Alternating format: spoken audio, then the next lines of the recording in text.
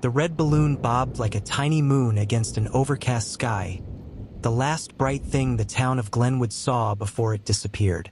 On Centennial Avenue, under bunting and paper flags, 8-year-old Theo March grinned with the kind of reckless joy only small children are allowed on parade day.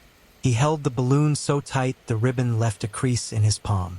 His mother Nina let him go just for the classic photo, because the parade had the slow, comforting logic of ritual. Face paint, marching bands, the mayor's speech, and every neighbor in sight. People watched the floats the way people watch seasons, with an assumption that things will return. When the band of honor passed and the carriage of the town's founding Halvorsen family rolled by, draped in crepe and carrying the mayor, the crowd hushed and then clapped.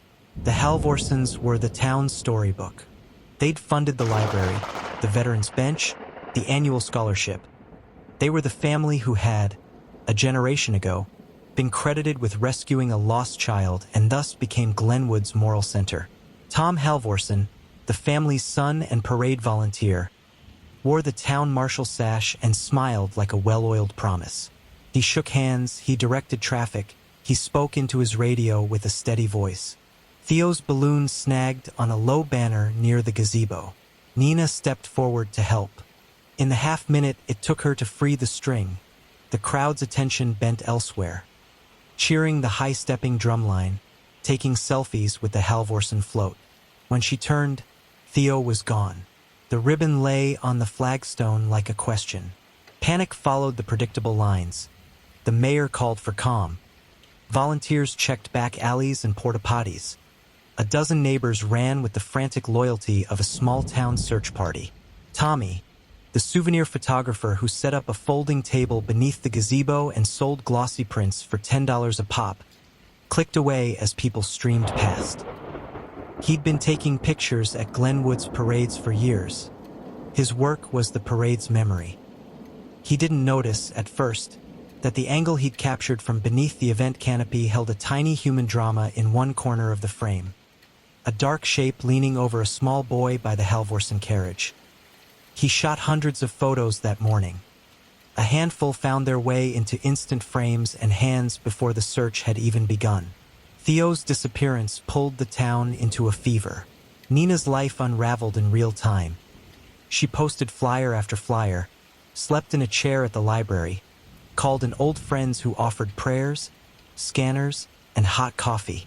She replayed the parade in her head like a film, looking for the second she'd missed, an error she blamed on herself. Her marriage suffered under the strain. Her husband, Luke, worked double shifts at the mill to pay the bills and felt sudden, useless fury when the town's children were trotted out in vigils, and none of them brought Theo home. Investigators came from the county. Detective Mara Ellis, patient and precise, treated the case like a knot that could be unwound. Ask the same questions different ways, map times, look for patterns. The town's rituals became red herrings. The Halvorsen family, whose public life seemed incandescent, had the most to lose if any scandal touched them. Everyone knew their name. It was easy, too easy, for suspicion to pool on them. Tom Halvorsen's alibi was confident at first. He'd been on the float arranging the banner at 11:02 a.m., he said. He'd spoken into his motley radio at 11:03 and 11:07. Several witnesses corroborated, people who wanted to help and who wanted to believe. But small-town witness memory is pliable. Under pressure, details compress. A volunteer who'd been standing with Tom later admitted he'd seen Tom near the gazebo at 11:05, not on the float. Tom's hands trembled when Mara asked about the time. He claimed nerves, a bad back, a schedule scrambled by logistics. When a cell tower ping put his phone at the gazebo precisely between 11:03 and 11:06, his story began to chip. Tom had a private story he never told in public. His daughter, Sarah, had nearly vanished 20 years earlier during a summer fair, an event Glenwood only ever half remembered. The Halvorsen story of rescue was the town's talisman. In the quiet of his house, Tom kept a photo of Sarah at 6, eyes closed like she was listening to something no one else could hear. He'd volunteered because the parade let him be the man who saved the child once again.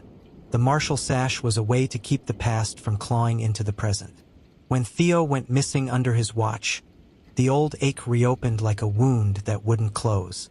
Tom's shakiness was a thread, but there were other strands. A suspicious camper van parked by the river.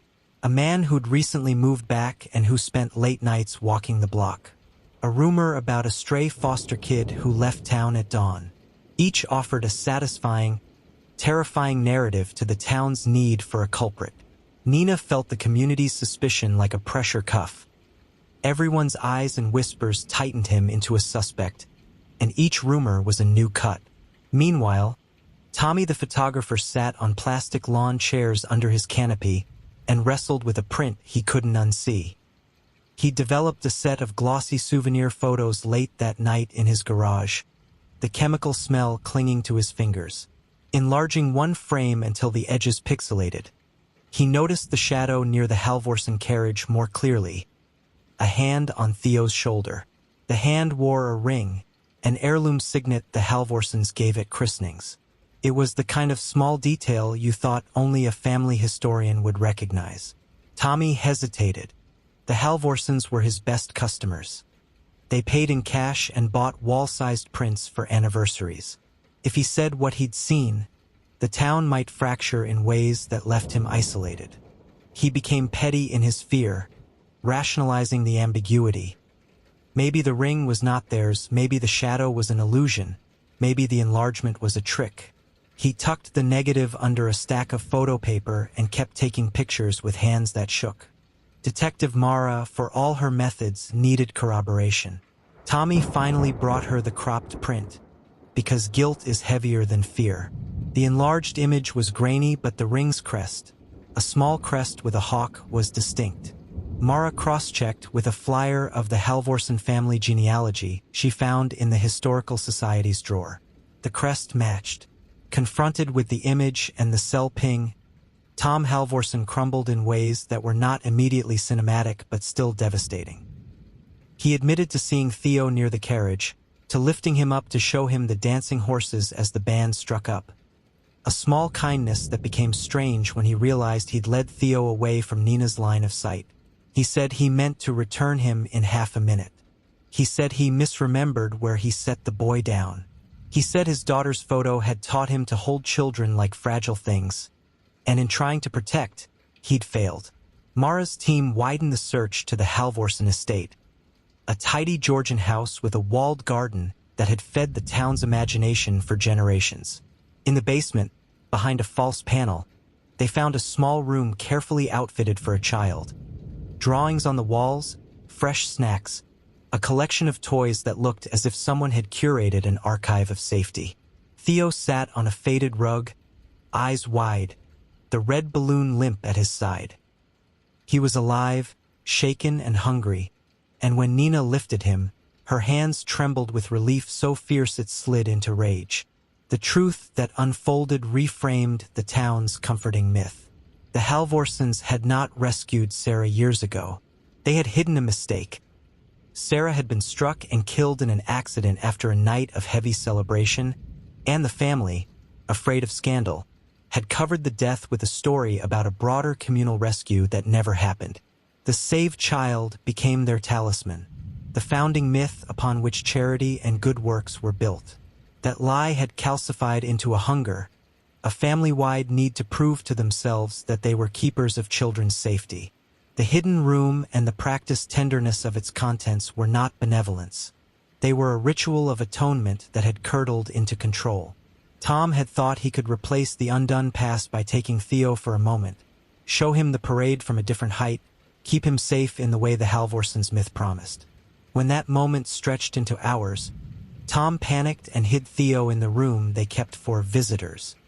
He told no one because the Halvorsens' public worth had always been bought with silence. The town's reverence for the Halvorsens cracked into shards. Some neighbors rallied to the family's defense. He made a mistake, but many felt betrayed. The family that had been a civic heart had built its generosity on a lie and on a habit of hiding pain rather than owning it. Nina's hug of Theo was a small, terrible exorcism. In the police station, she read Tom the riot act and then, in quieter moments, forgave him in that way victims sometimes do. Not because what happened was excusable, but because her son was alive and because anger would not unring the parade's bells.